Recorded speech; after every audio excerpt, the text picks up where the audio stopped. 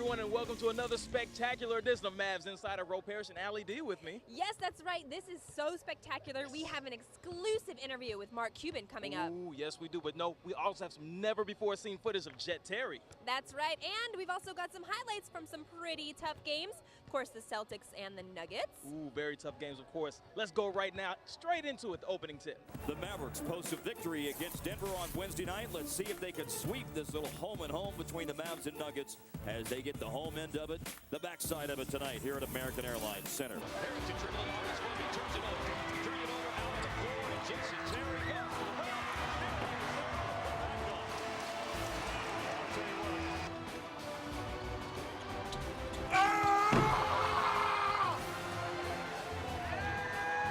And the Mavericks will lose for the second time this year.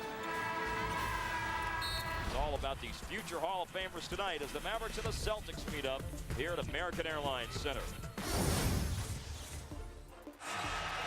Mavs need a good shot here, and they will get a wide open three-ball bullseye! The equalizer for Jason Terry with 1:13 left. From Jason Kidd on dribble penetration. Dirk pops into the near corner.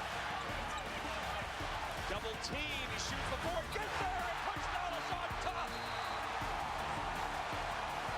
Against Rondo. And Rondo loops it in, Garnett, turnaround, fadeaway, way off target, ball game, it's all over, Dallas wins!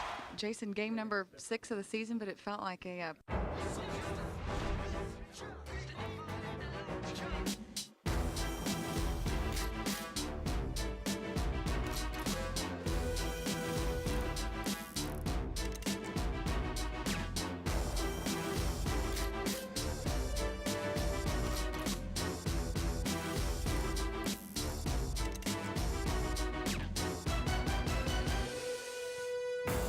Allie, you see this slam dunk champion right here, Nate Robinson? Yeah, awesome. Of course, you see how he's inked up, right? I do, yeah. Yeah, so I'm wondering, Allie, do you have any tattoos? No, but what are you getting at, Ro? Well, I had a chance to check out the Mavs themselves because, you know, a lot of them are inked up. That's right.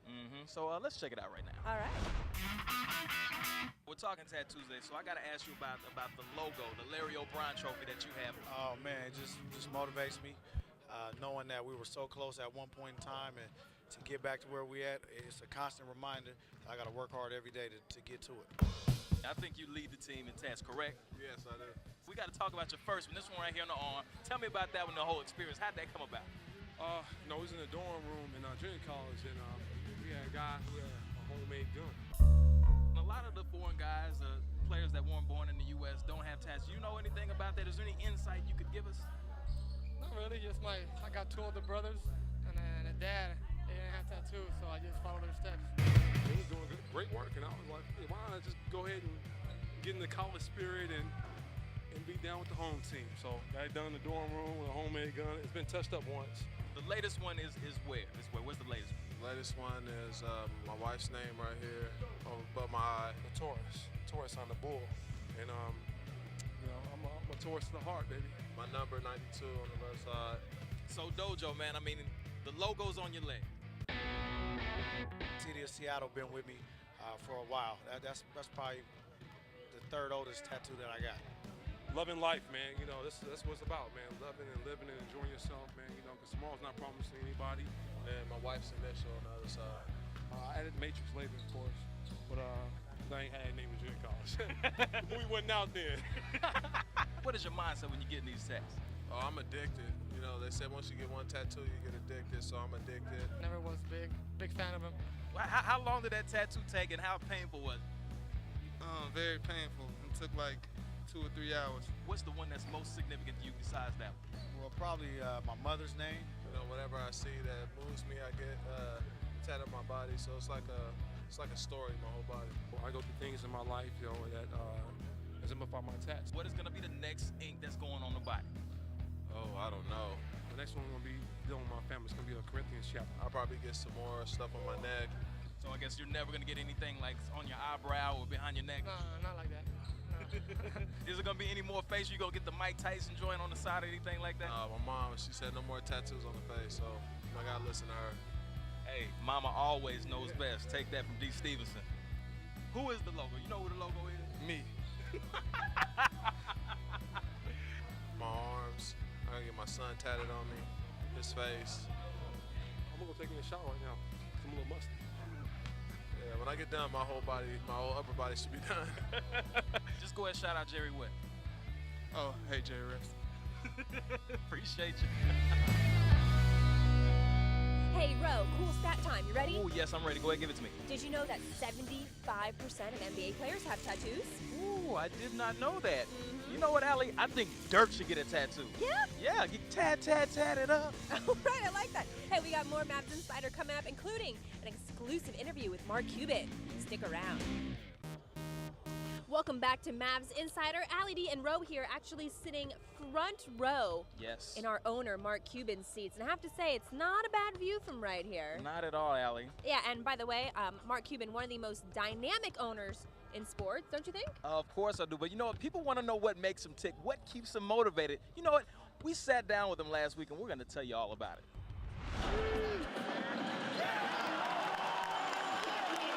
Okay, Mark, we are now a decade into this thing. You've owned the Mavs for a decade. How would you describe the experience so far? I refuse to answer on the grounds I may incriminate myself. Come on now, people want to hear. No, I mean, it's been fun. It's been fun. It's been crazy. It's gone by way too fast.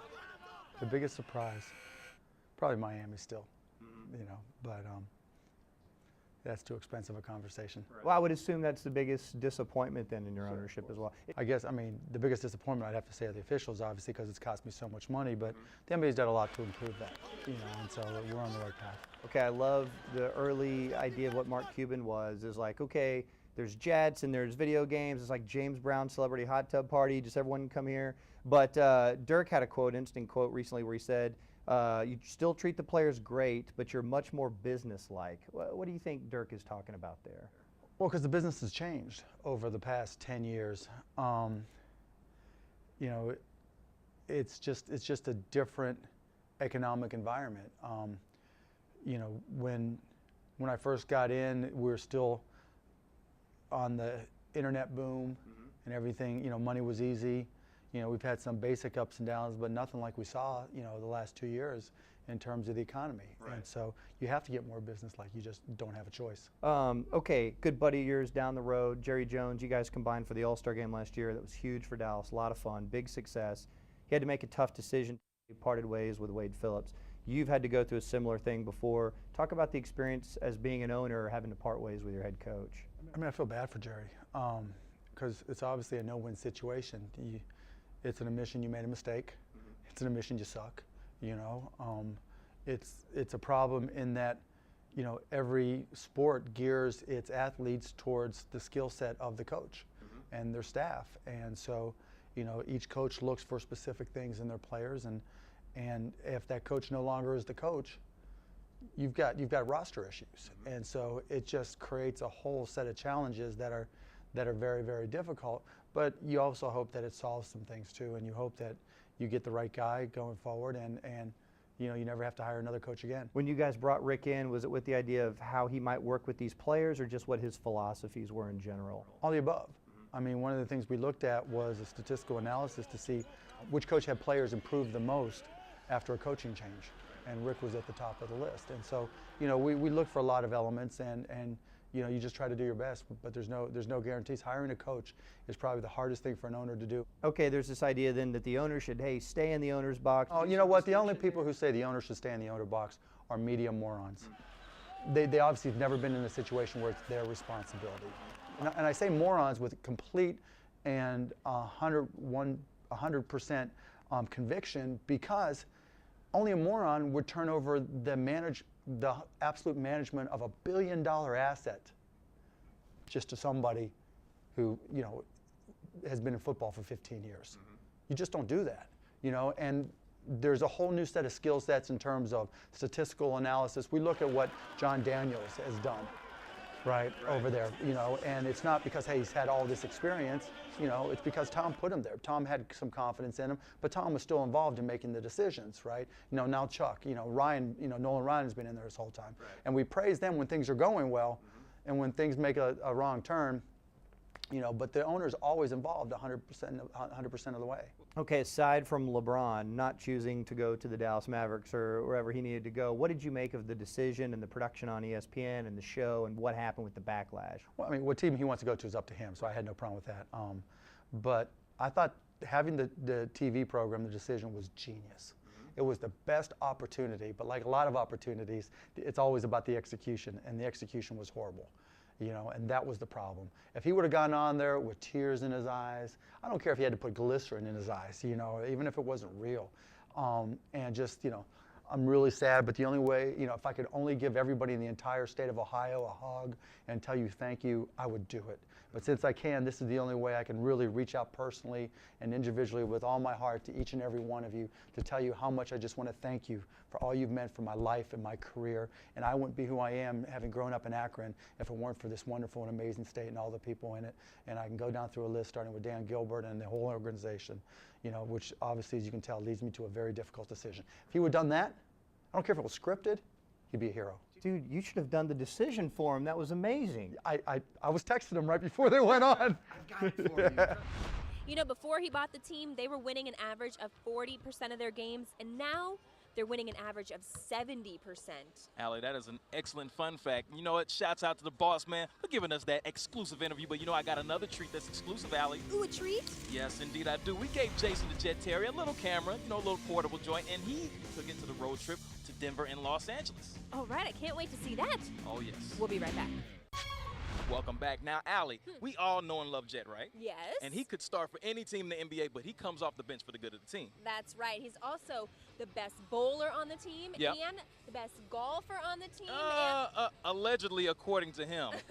Well, he's also a great father of 5 beautiful daughters and a great husband. But recently, he has become a filmmaker. Ah, yes, indeed. You know, we gave him a camera, and he went behind the scenes to show us what the Mavs road trips are really like. Let's check it out. Yeah, let's do it.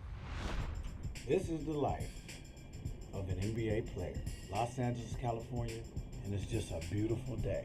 Here we are in the fabulous Ritz-Carlton on our way to the weight room.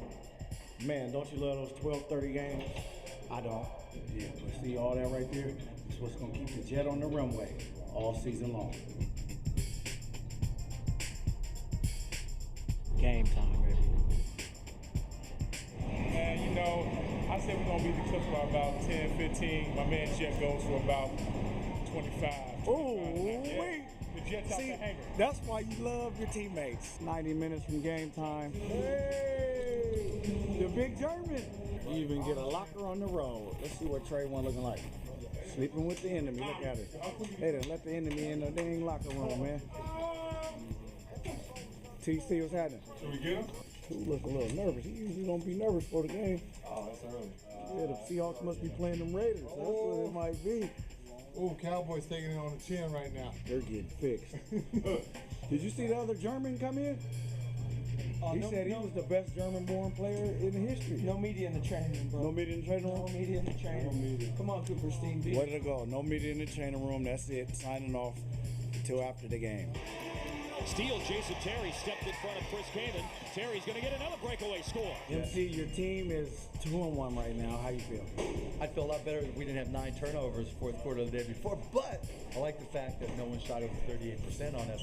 Jason Terry, lean, mean, offensive machine. There it is there. You heard from the boss. CB, before you go, that was a great performance tonight. How you feeling on the road? I feel real good, man. Great performance by yourself as well. It's a collective effort. You know how we do. Yes, sir. We're on our way to Denver, baby. So we'll get another win. What's next, Jet? You gonna produce this show, MAVS Insider? I think he's going to take over. Chris, you better watch your job. But for Allie D and Ro Parrish, that's enough Mavs Insider. We'll check you next time. Bye-bye.